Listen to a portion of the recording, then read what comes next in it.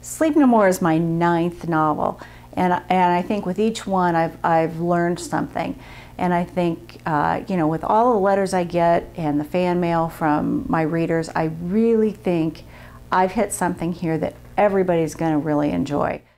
When I was looking for the idea for Sleep No More, I was looking for something that was inherent to the characters, something that would be deeply personal and yet still present an air of danger. And when I started looking at things that could be inside this person that actually created the situation that presented the danger, I came up with a whole different idea, and the idea of using sleepwalking came forth, and it just seemed so right. Once I decided I was going to use sleepwalking as a centerpiece for this book, I decided I wanted to use the sleepwalker as my female protagonist character. Shortly after Abby starts finding evidence that she's sleepwalking again, she wakes up in the middle of the night behind the wheel of her van that is half submerged in a swamp right off of a deserted country road.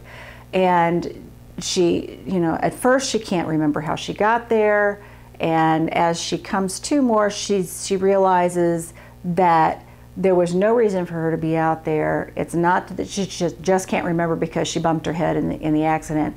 She thinks she was sleepwalking. And when she gets back up to the road, she realizes she was not the only one in this accident. Jason Coble's a psychiatrist, and he is helping Abby with her sleepwalking. He's also helping her deal with her emotional issues with her family. And partway into the book, Abby receives some threats, and he realizes there's probably something going on in her life that she's not even aware of. I've always been really inspired by authors like Sandra Brown and Iris Johansen and Karen Robard, people that do really, really intense, character-driven suspense. And I think that's what I've always shot for, is really not cheating the characters, not getting into a police procedural, but really building the suspense around this character, making it very personal. The suspense element in Sleep No More is all a psychological tension, a building every page as you turn. There's a little bit heavier anticipation of what's to come next. The suspense is built through, the imminent danger, as opposed to anything that has to do with a buildup of body count or anything that is graphic and gory.